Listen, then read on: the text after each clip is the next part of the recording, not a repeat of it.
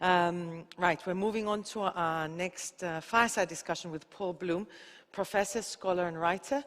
The discussant is Stephen Sequeira Gouveia, PhD, postdoc research fellow, Minds, Brain Imaging, and Neuroethics Unit.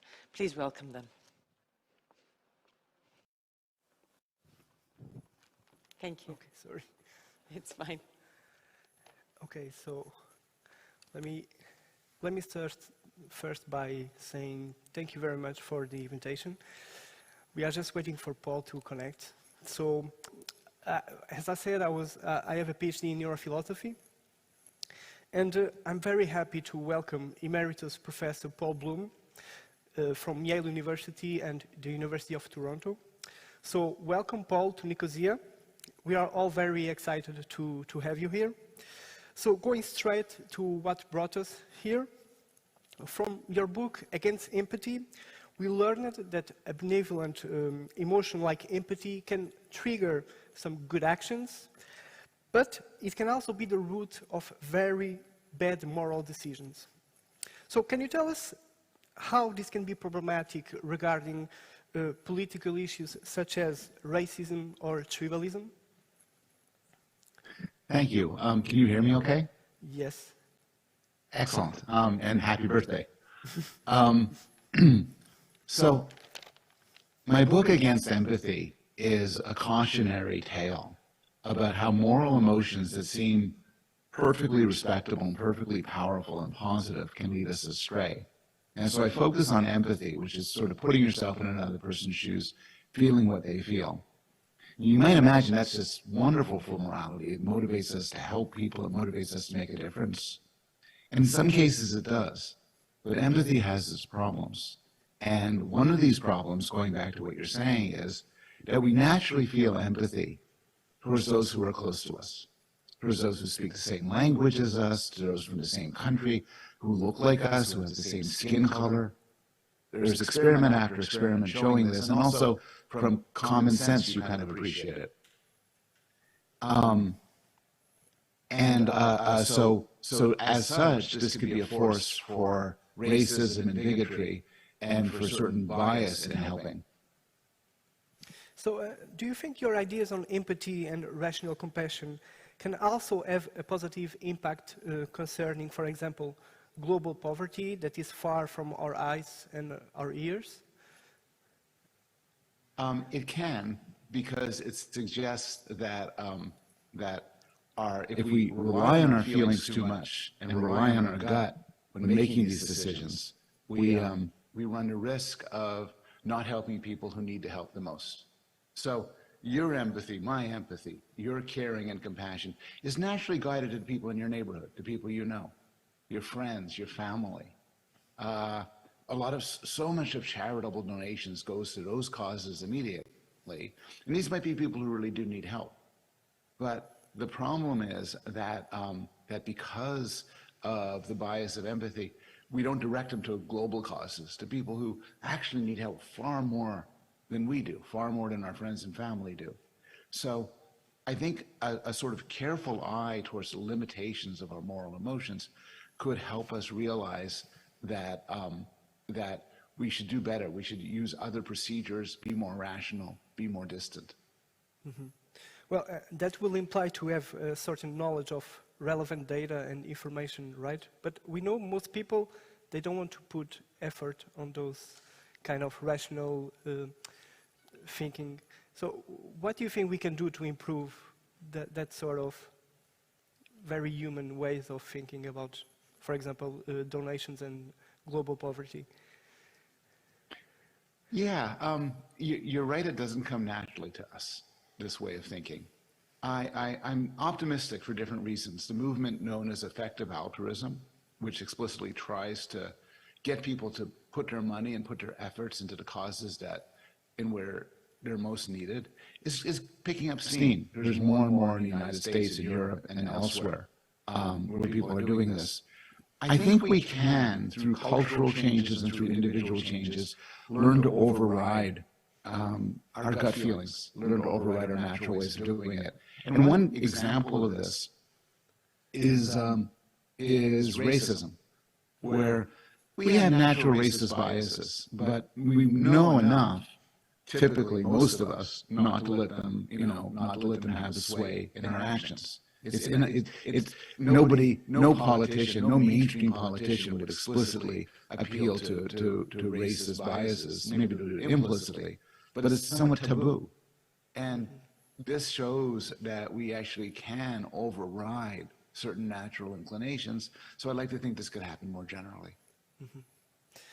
So we have a bunch of evidence from moral psychology in general that shows that we, human beings, are actually very biased and influenced by random factors that should not be relevant to do moral and political decisions.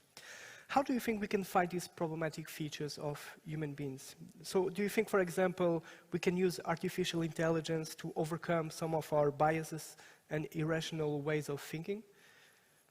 Yeah, it's a good question.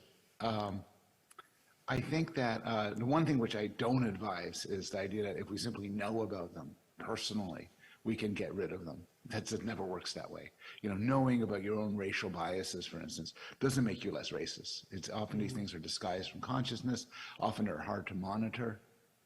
I think, though, what we do better is, and this is a strange thing to defend, but I want to defend bureaucracy, procedure.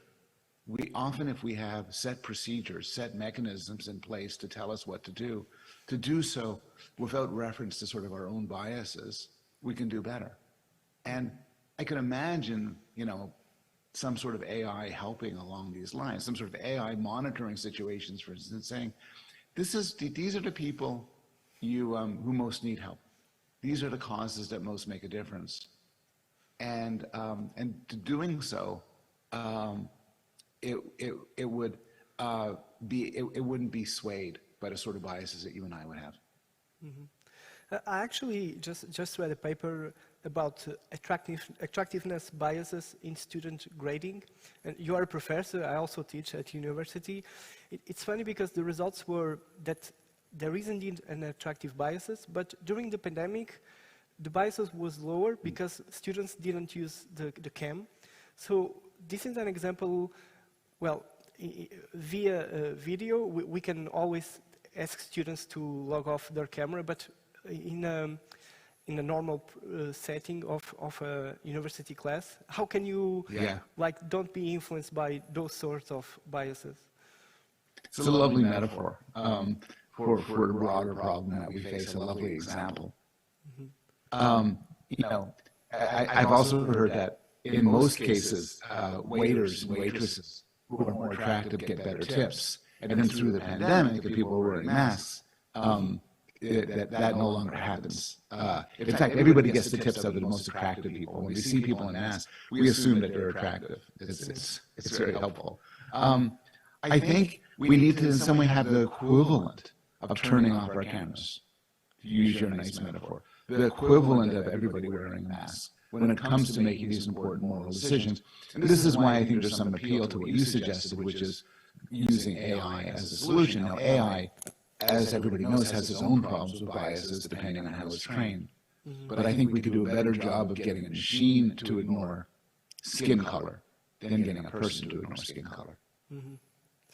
So the fundamental thesis of your new book, The Sweet Spot, The Pleasures of Suffering and the Search for Meaning, it's actually an amazing book, you should all get it. Thank you. Is that suffering, and not only pleasure, is also necessary for an happy and meaningful life. So could you tell us a bit more about this? Sure. My book is a defense of what you could call motivational pluralism, which is that we want a lot of things.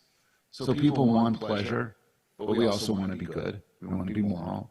We want meaning. Some of us want transcendence.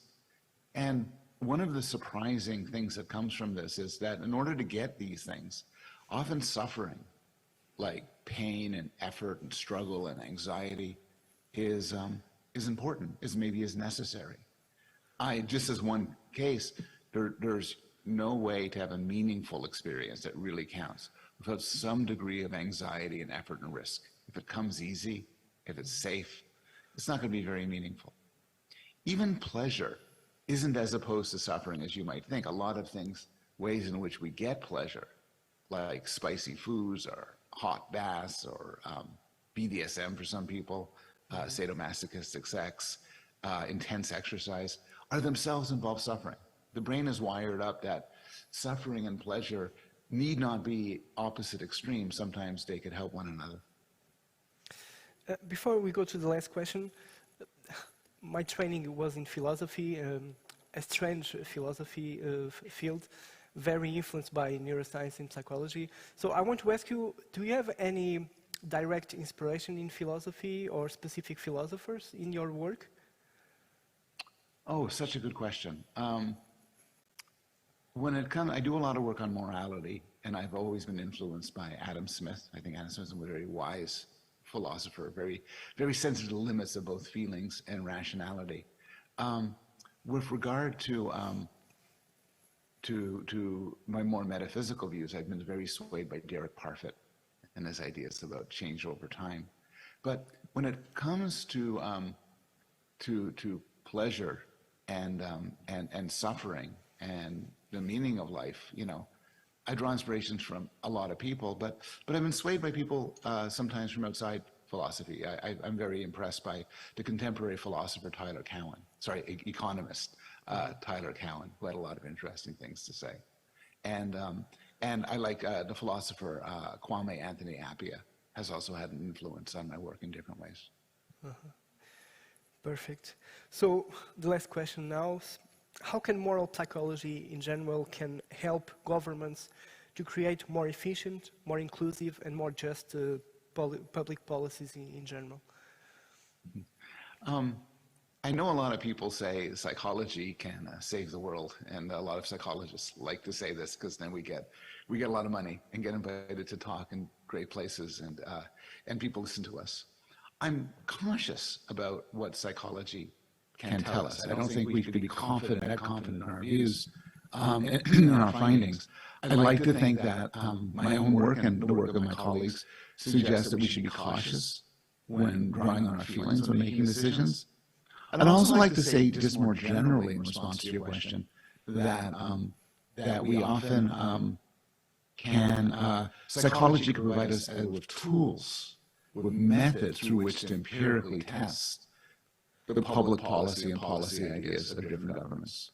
And so even if it can't say, do this and do that, it could say, well, if you have this idea, here's how to test it, here's how to explore it. And I sometimes feel as that's where psychologists can offer the most. Mm-hmm. Thank you very much, Paul. Absolutely brilliant. I'm very happy personally to have you here. I hope the audience enjoyed also your wise words. And a round of applause to you and to myself, please. So thank you. Thank you very much.